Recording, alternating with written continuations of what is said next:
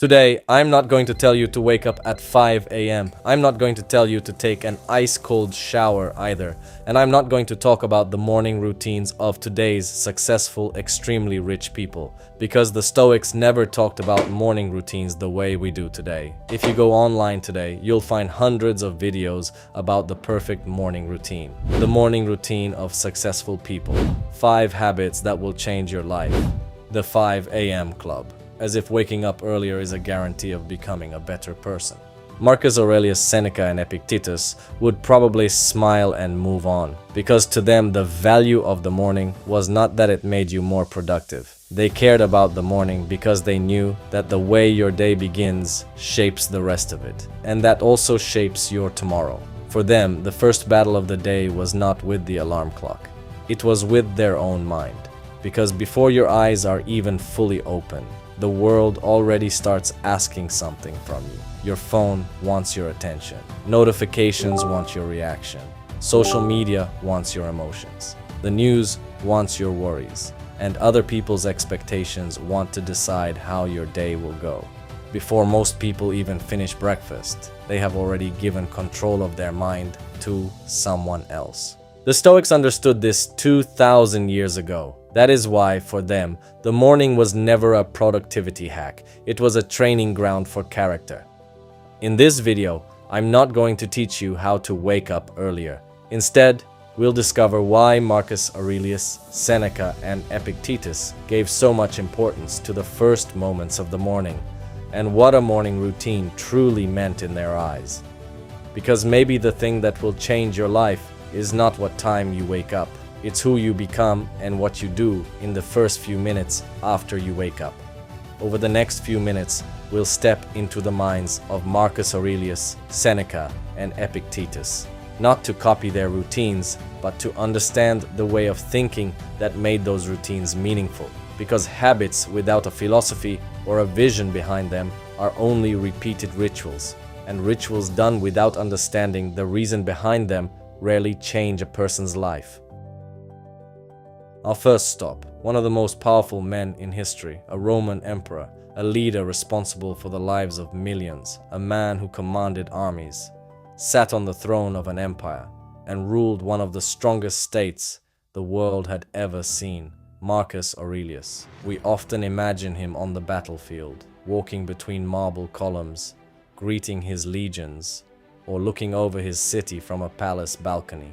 For someone so powerful, it's easy to think everything came naturally, but the truth was the exact opposite. Marcus Aurelius's greatest battle was often not against enemy armies, it was against himself, because when morning came, he wanted to stay in bed a little longer, just like we do, and he didn't hide it.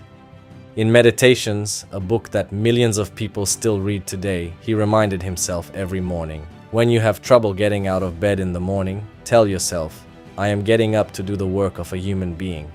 At first, this may sound like a simple sentence to motivate himself, but it actually holds one of the most important ideas in Stoicism. Marcus is not telling himself, be more productive. He is not saying, be more successful. He is asking himself a much deeper question. What kind of person do I want to be? Then he looks at nature. He remembers that bees work to make honey, birds build their nests, trees give fruit, and none of them delay what they are meant to do. Then he turns back to himself. If they have a nature, then I have a nature too. And my nature is not only to seek comfort. This is where the Stoic view of the morning truly begins. Their battle was never with the alarm clock. It was with comfort. Because comfort always sounds reasonable.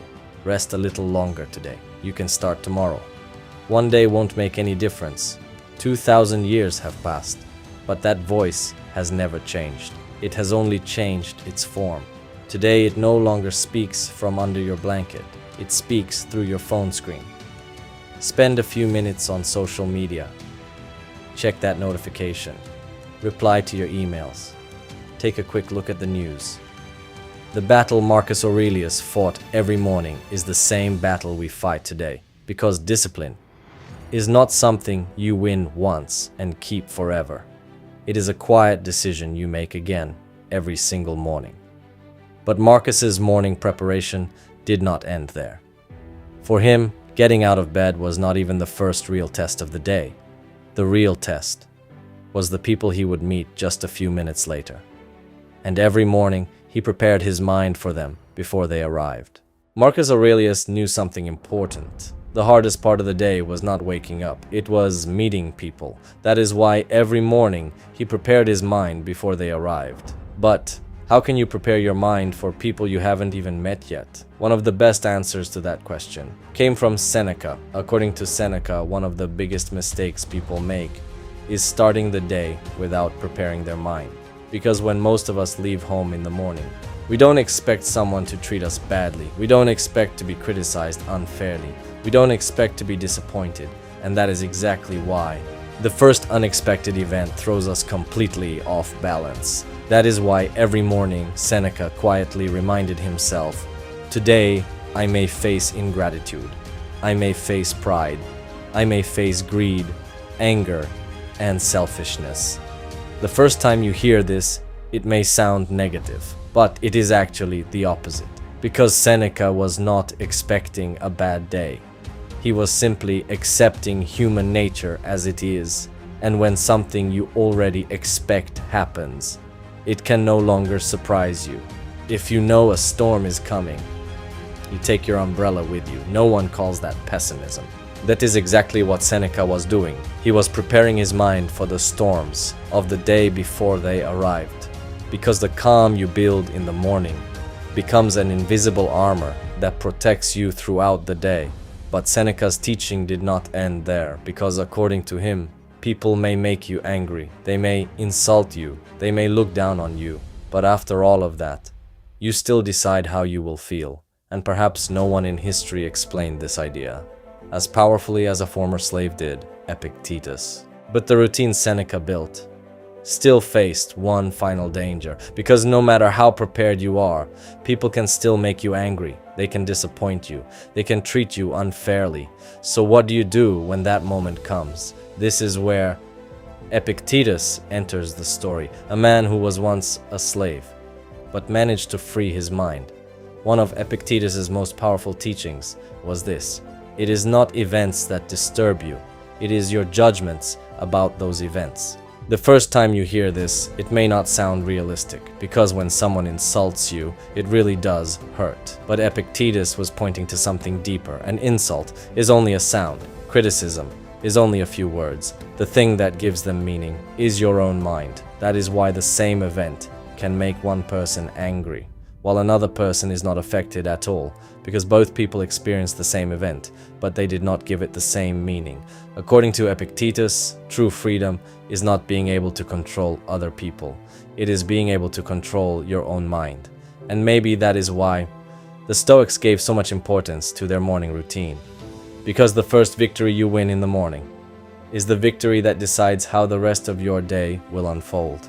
Tomorrow morning, when you wake up, the alarm may ring again, your phone will ask for your attention again, people will challenge you again, but now you can ask yourself one simple question: what is the one thing I can truly control today?